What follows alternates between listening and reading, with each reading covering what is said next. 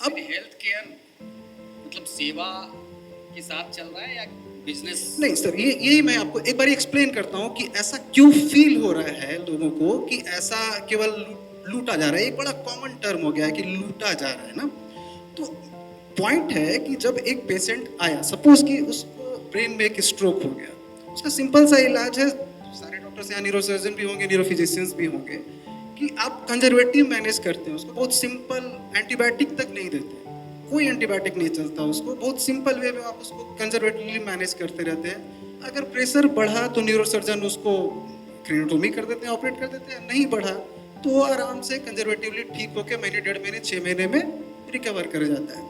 अब अगर वो हॉस्पिटल आते हैं, आपका हेल्थ केयर प्रोफेशनल या कुछ ऐसा जगह है जहाँ पे कि आपने फोलिस कैथेटराइजेशन एक किया अनस्टेराइल प्रोसेस से, या कुछ किया जिससे कि वो इन्फेक्शन में आ गया, तो एक तो बात है कि आप अगर उसमें सक्षम नहीं है, उसमें जैसे ही आप हाथ लगाएंगे तो वो फिर चीजें उसकी बिल की तरफ बढ़ने लगेंगी। दूसरा है टाइमली रेफरल वाली चीज, कि आपको टाइमली रेफरल करना है कि अगर इस चीज के लिए सिस्टम अगर कमजोर पड़ रहा है या आपके पास उसके लिए क्षमता नहीं है, आप उसका डायग्नोसिस नहीं कर पा रहे हैं, आपके पास उसके आगे इलाज की क्षमता नहीं है, तो टाइमली अपने से बेटर सेंटर में उसको भेज दिया जाए।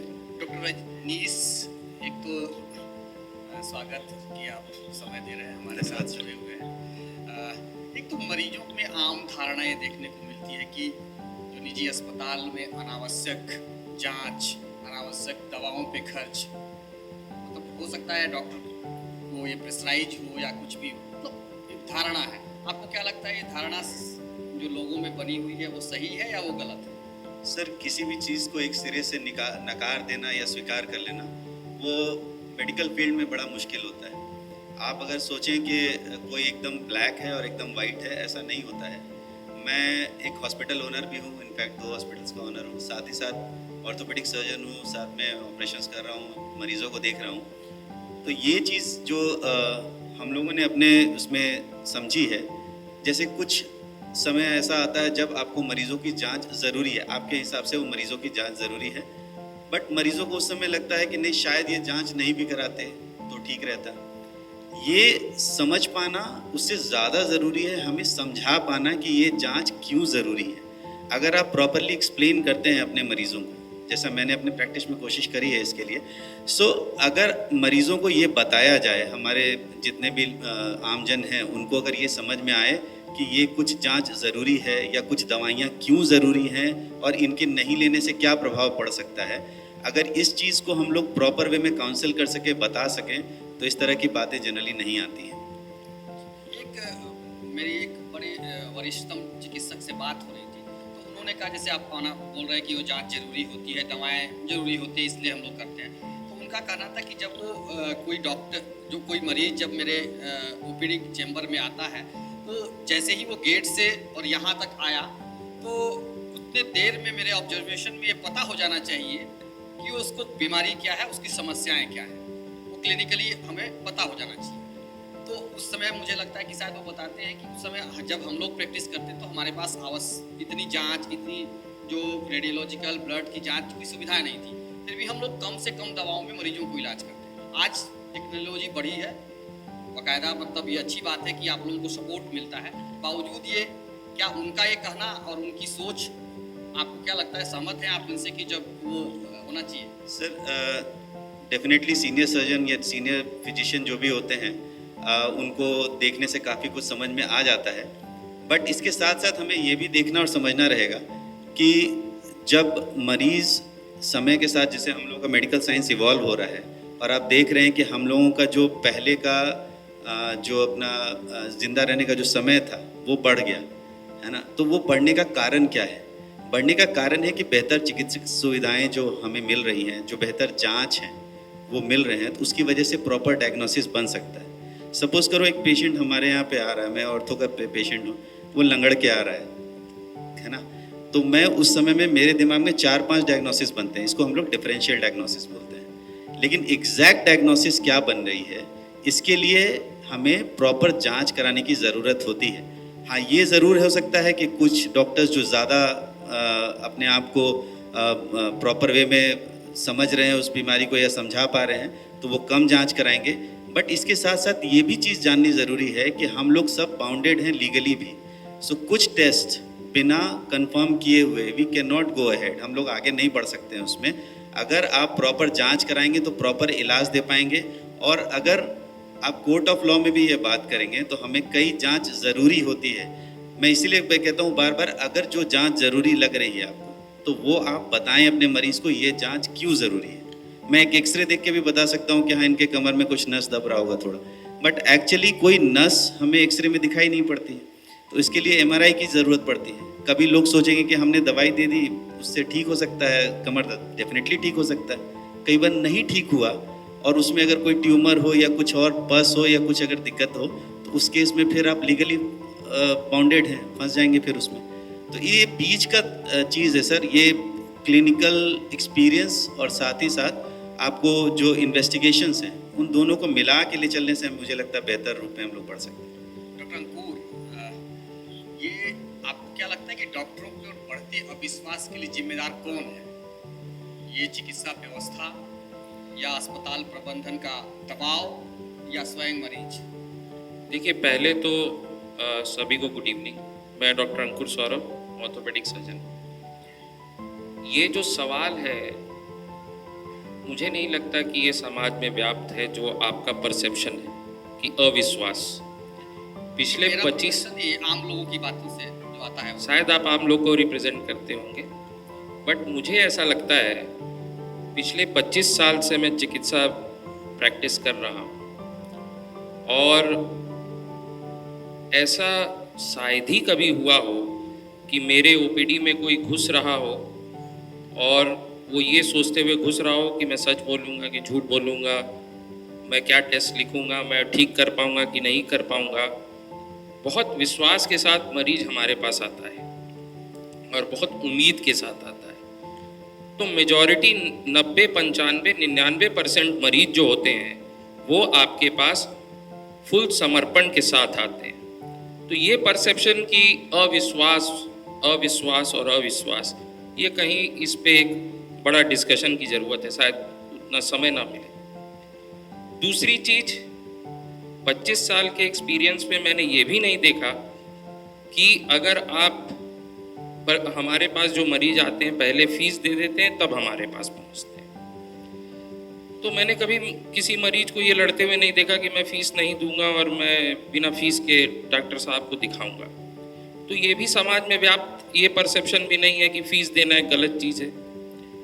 हम सर्विस प्रोवाइडर हैं, मेडिकल साइंस इवॉल्व हो रही है, तो कहीं ना कहीं जो टेक्नोलॉजी, जो चीज़ें समाज में नहीं आ रही हैं, जैसा कि डॉक्टर रजनीश ने कहा कि सन 50, 60, 70 में जो मोर्टेलिटी रेट इंडिया में थी, आज वो कई हद तक घट गई है। इन्वेस्टिगेशंस एक इतना मजबूत टूल है जिससे कि कई चीज़ें जो पहले आप नहीं जान पाते थे, आप वो बहुमूल्य जान नहीं बचा पाते थे, आज आप उसको बचा लेते हैं। पहले एक सिंपल एज ऑर्थोपेडिक सर्जन एक नी आर्थराइटिस से बूढ़े लोग बहुत ही होम बाउंड हो जाते थे। आज एक सिंपल सा नी रिप्लेसमेंट करा के वो फिर से अपने एक्टिव लाइफ को जीते हैं, अपने क्वालिटी ऑफ लाइफ को बेटर कर लेते हैं। तो डेफिनेटली एडवांसमेंट, इवॉल्वमेंट यही है कि हम ज़्यादा से ज़्यादा अपने आप को ग्रो कराएं। आज का युग मेडिकल साइंस में एविडेंस बेस्ड युग है। आज हमारे नाखून में अगर कालापन आ रहा है तो हम उस पर दवा नहीं लिख सकते हैं, क्योंकि बहुत सारी मेडिको लीगैलिटी आज के रूल्स के अमेंडमेंट के हिसाब से होते जा रही हैं।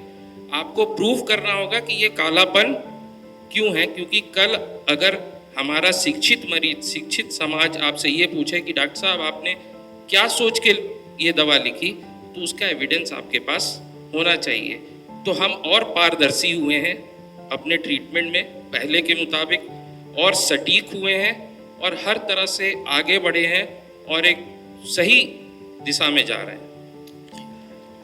डॉक्टर रजनीश, डॉक्टर शैलेश, एक चीज़ बताइए कि ग्रामीण और शहरी जो चिकित्सा व्यवस्था में जो एक गैप है इतना बड़ा, वो गैप को कैसे हम लोग कम कर सकते हैं आपके नज़र? सर वही मैं जो स्टार्टिंग में बात कर रहा था कि एक पॉइंट होता है प्रिवेंटिव हेल्थ केयर और रेफरल सिस्टम। तो जो हम देखेंगे कि अभी जैसे हम लोग कैंसर स्क्रीनिंग की बात कर रहे थे इसके पहले वाले पैनल में, कि इस कैंसर स्क्रीनिंग अगर पहले हो जाए तो पहले की स्टेज में उसका ऑपरेशन हो जाएगा तो जल्दी वो रिकवर कर जाएगा। तो इनिशियल फेज में जो प्रिवेंशन है, मोस्टली लोग इन्फेक्शन ही लेके आते हैं, इन्फेक्शस डिजीज से ही जूझ रहे हैं। तो इन्फेक्शन का प्रिवेंशन, कि उस पे जो काम होना चाहिए वैक्सीनेशन और प्रिवेंशन पे, इसको बढ़ाना चाहिए। दूसरा है कि जो सबसे बड़ी चीज़ है कि विद इन 24 आवर्स आपके पास एक जो पेशेंट आ रहे हैं, विद इन 24 आवर्स आपको उसकी डायग्नोसिस क्लियर करनी होती है। आपने अगर उसका डायग्नोसिस नहीं किया है, अब क्या है कि सर्दी खांसी बुखार लेके कोई कहीं गया तो इंडिया के अंदर ये प्रॉब्लम है कि कोई ना कोई एक एंटीबायोटिक उसको लिख देंगे, पक्का एंटीबायोटिक लिख देंगे 3 दिन में, उसमें से 60% लोग ठीक हो जाएंगे, या तो दवा दुकान से लेके खा ले या वहाँ पे ठीक हो जाएंगे। लेकिन वो डायग्नोसिस बन नहीं पाए कि उसको चल क्या रहा था। अब वो निमोनिया की तरफ अगर प्रोसीड हो रहा था तो 3 दिन बाद जब वो आएगा तो सांस फूलता हुआ लेके आएगा। उस टाइम जब वो किसी भी हॉस्पिटल में जाएगा, चाहे वो प्राइवेट हॉस्पिटल हो या फिर सरकारी हॉस्पिटल हो, वो डेफिनेटली वहाँ पे एक बर्डन की तरह लोगों को फील होता है कि हाँ ये अभी आ रहे हैं, भाग करके अभी चले आए, कहाँ थे इतने दिन से। और दूसरा एक चीज़ है कि जब भी पेशेंट किसी के पास पहुँचे तो आपको ये समझना जरूरी है कि अब मेरा पेशेंट सीरियस हो रहा है। इसको डेफिनेटली और उसको कम्युनिकेट करना जरूरी है कि मेरा पेशेंट, आपका पेशेंट अब सीरियस हो रहा है। क्यों सीरियस हो रहा है, क्या हुआ, क्या मेरे से डायग्नोसिस में फॉल्ट हुई, या डायग्नोसिस अगर हो रखा था तो क्या डिजीज का जो प्रोग्रेशन था वो ऐसा था कि हाँ ऐसे ही इस बीमारी को आगे बढ़ना था। तो आप प्रोएक्टिव हो करके बीमारी को जब एक्सप्लेन कर देते हैं कि हाँ ये दिक्कत आपको हो रही है, ये आपका डायग्नोसिस है, ये प्रोग्रेशन में ये चीज़ सामने आ सकती है, आपको वेंटिलेटर की जरूरत पड़ सकती है, आपका एक टेंटेटिव खर्च ये हो सकता है, तो डेफिनेटली ये कम्युनिकेशन क्लियर वे में होना चाहिए कि आप जब वहाँ से भी एक मरीज को देख रहे हैं और आपसे डायग्नोसिस बन ही नहीं पा रहा, आप कोशिश कर रहे हैं कि आज कर लेंगे, कल कर लेंगे, परसों कर लेंगे, तो डेफिनेटली वो पेशेंट खराब होगा। तो ये आप लोग तो बताते भी तो नहीं है, वो क्लियरिटी जो मैसेज जाना चाहिए, आप बात तो ठीक कर रहे हैं लेकिन वो मैसेज जाता तो नहीं है मरीजों के पास, एक्चुअली देखिए मरीज के परिजन के पास। अब अभी देखिए प्रॉब्लम क्या है कि प्राइवेट हेल्थ केयर की बात जहाँ पे भी आती है तो प्रॉब्लम आती है सबसे बड़ा मनी, एक मनी फैक्टर है ना। आप देखेंगे कि प्राइवेट और सरकारी में लोगों को डिफरेंस ये समझ में आता है कि पैसा का क्या है। मुझे याद है कि आज से 15-16 साल पहले, 20 साल पहले, जब अपोलो एकमात्र कॉर्पोरेट हॉस्पिटल हुआ करता था और बाकी सारे छोटे नर्सिंग होम्स का कॉन्सेप्ट था, उस टाइम भी अपोलो का एक एवरेज बिल आप उठा के देखेंगे तो 2 से 3 लाख 4 लाख का हुआ करता था। अगर आप उस समय रहे, उस समय का बिल आप सामने लेके आए तो 2 से 3 लाख 4 लाख का बिल है। अब अभी के समय में भी आप एक जो नॉर्मल कॉर्पोरेट, बड़ा से बड़ा कॉर्पोरेट का भी बिल आप एक एवरेज केयर के लिए आप उठा के देखेंगे, सपोज कि कहीं पे कोई एक सर्जरी हो रही है तो 50,000 से 1 लाख के बीच का ही है जो मैक्सिमम बिल है, जो एक 100 में से 90-80 मरीज का बिल इसी के बीच फ्लक्चुएट करता है। मोस्टली जो 20 पेशेंट अब हैं और डेफिनेटली जितने सीरियस कंडीशन में वो आएंगे उनका बिल उतना ज़्यादा होगा। और बिल ज़्यादा होगा इसका मतलब नहीं कि पहले वाले में डॉक्टर का फीस 500 था तो अगला जो सीरियस आया है उसमें वो 2000 ले रहा है, ऐसी बात नहीं है, क्योंकि उसका जो नेचर है डिजीज का वो उससे डिमांड कर रहा है कि अब आप उसमें लगे। प्रॉब्लम है कि आप क्लियरली आप जब पेशेंट लेके अटेंडेंट्स आते हैं तो फर्स्ट टाइम में हो सकता है कि उसके घर के बगल का कोई आदमी है वो आपको पहुंचा दिया, नेक्स्ट टाइम जब उस दिन आपने उसको बहुत अच्छे से काउंसिल कर दिया, कम्युनिकेट कर दिया, नेक्स्ट टाइम जब आएंगे तो उनके अटेंडेंट जो घर के आदमी है वो बोलेंगे मुझे कुछ भी नहीं बताया गया, आप मेरे को बताइए। इस तरह से करते करते आपको 2 दिन में 10 आदमी को आपने एक्सप्लेन किया, सबको रिटर्न भी आपने ले लिया, बट अल्टीमेटली आप मैक्सिमम टाइम देखेंगे कि पॉइंट क्या होगा कि बिल इतना हो गया, अब कौन देगा। बात ये भी हो रही है कि आप बिल ले जाइए, समय रहते अगर आप मरीज को कहीं ले जा सकते हैं तो ले जा सकते हैं, लेकिन वो कंटिन्यू करवाना चाहते हैं इलाज, क्योंकि उनको पता है कि यहाँ से अगर उठ के गए तो ऐसा नहीं कि उनका इलाज नहीं चल रहा है, जो बीमारी का नेचर है इलाज उसी हिसाब से चलता है। और अगर ऐसा होता कि डायरेक्ट बिल और मरीज के डेथ का कोई रिलेशन होता तो मुझे एक भी प्राइवेट हॉस्पिटल बता दीजिए कि जिसमें कोई डेथ आज तक नहीं हुआ और सबसे अच्छा हॉस्पिटल हो। हाँ, आपको ये तय करना जरूरी है क्या कि जो इस हॉस्पिटल में जो ये ऑडिट करके कि ये डेथ हुआ, क्या इसमें इतना खर्चा जेन्युइन था या इसका डेथ किसी और वजह से मेडिकल नेग्लिजेंस हुआ, ये करने को कोई तैयार नहीं है। बात सीधे आती है कि बिल इतना हो गया और इसको हम लोग हटा करके इसमें हमको कम्युनिकेट नहीं किया, क्योंकि ये जेन्युइन बात है, कोई भी बोलेगा। एग्रेसिव भी इसीलिए होगा कि हमको कम्युनिकेट, कोई मानने को तैयार नहीं होता कि मुझे कम्युनिकेट, क्योंकि आप ये समझिए कि अगर एक डॉक्टर को 13-14 साल पढ़ाई करके इतना कॉम्प्लेक्स चीज़ों का इलाज करने आता है तो क्या वो सबसे बड़ा चीज़ तो ये है ना कि हम लोग काउंसलिंग सीखते हैं। और आज तक जो टफेस्ट पार्ट मुझे अपने प्रैक्टिस में लगता है वो है काउंसलिंग, कि आप मरीज के हर एक बात का जेन्युइनली ऐसा जवाब दें जो पूरे, आप अमेरिका में भी चले जाएं तो डॉक्टर वही जवाब दे।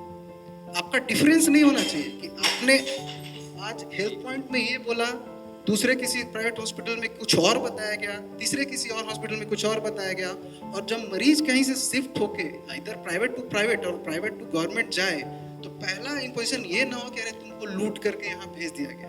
आप पहले उसकी फाइल देख लीजिए, प्रॉपरली उसका जांच हुआ, इलाज हुआ, उसमें जो खर्च आया वो देख लीजिए, क्योंकि आप मरीज के अटेंडेंट को सबसे पहली बात हो कि आप गिल्ट फील नहीं करा सकते। दूसरी बात कि आप अपना डिफेंस क्रिएट नहीं कर सकते कि आप कोई बेटा अपने फादर को लेके आया सीरियस कंडीशन में और हम बेटे को बोले कि यार तुम बहुत लेट से क्यों लाए यार, अभी क्यों कर रहे थे, तो ऐसे ही बेचारा वो गिल्ट में है कि हम अपने फादर को लेट से आए और वो फिर आप गिल्ट करा रहे हैं। उसी तरह से किसी और हॉस्पिटल से हॉस्पिटल ट्रांसफर होता है तो सबसे पहले हम लोग अपना डिफेंस क्रिएट करते हैं कि यार हम तो आगे तो तुम्हारा अच्छा करेंगे, पहले वाला तुमको लूट के भेज दिया।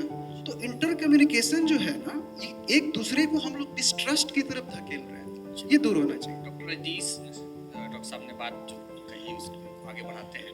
एक तो क्वालिटी और ट्रीटमेंट और एक्सपेंसेस में ये इतना बड़ा अंतर क्यों दिखता है आपको? किस सेंस में सर? मतलब क्वालिटी ऑफ ट्रीटमेंट की बात करते हैं जैसे, तो क्वालिटी ऑफ ट्रीटमेंट्स और फिर एक्सपेंसेस, इसमें अंतर डिफरेंसेस क्यों आ जाता है कि क्वालिटी ऑफ ट्रीटमेंट, जैसे माने छोटे अस्पताल हैं, बड़े अस्पताल हैं, एक ही इलाज है, एक ही सर्जरी है, तो उसमें अंतर क्यों आ जाता है? अंतर सर कई जगहों पर है।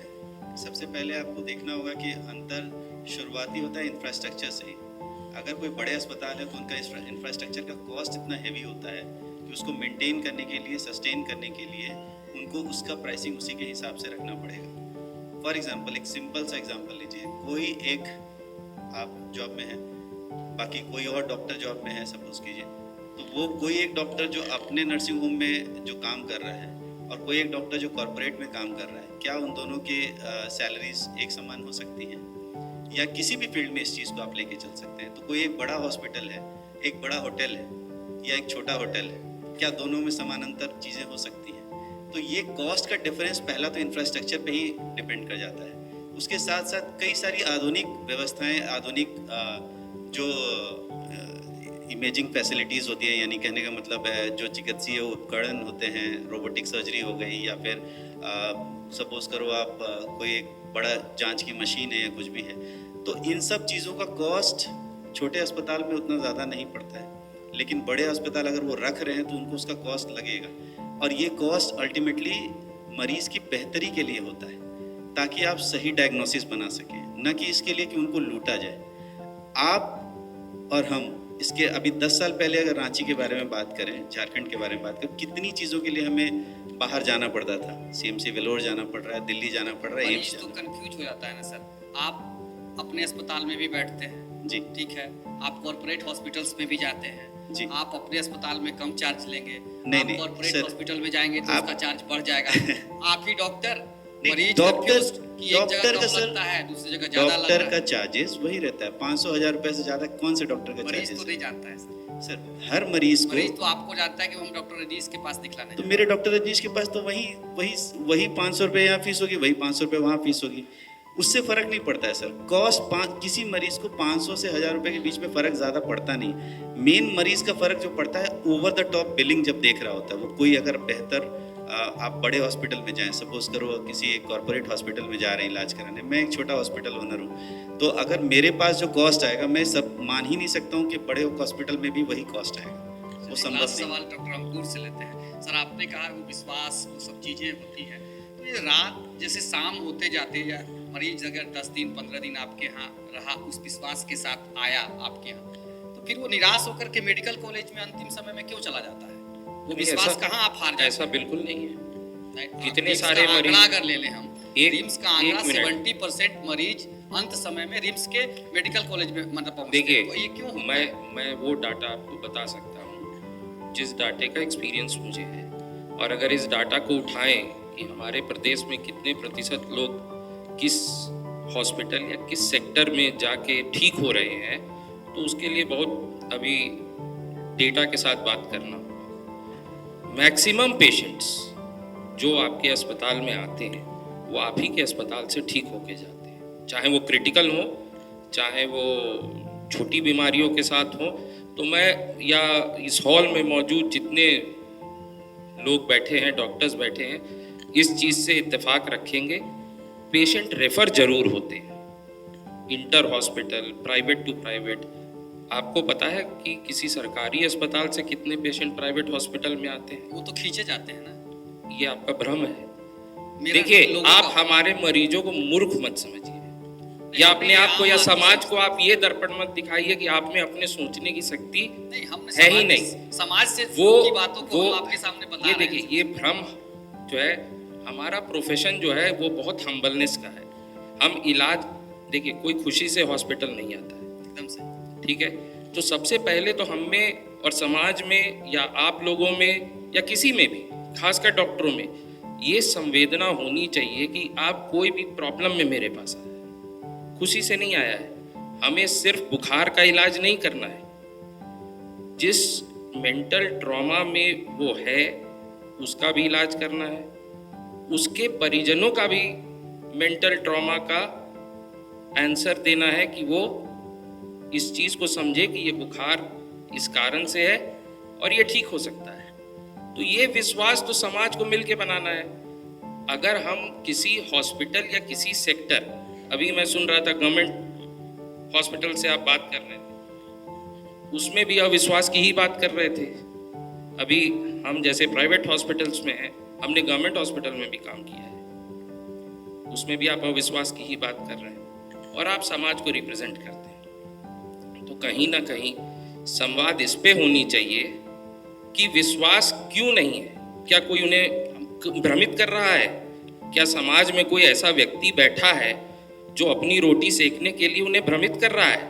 तो डिस्कशन इस ओर जाना चाहिए, क्योंकि डॉक्टर की सबसे बड़ी महत्वाकांक्षा ये होती है कि उसके पास आया हुआ मरीज ठीक स्वस्थ होके जाए, और इसमें समाज का कोई व्यक्ति उंगली नहीं उठा सकता है। बहुत बहुत धन्यवाद। ठीक है, आप तीनों का। Thank you.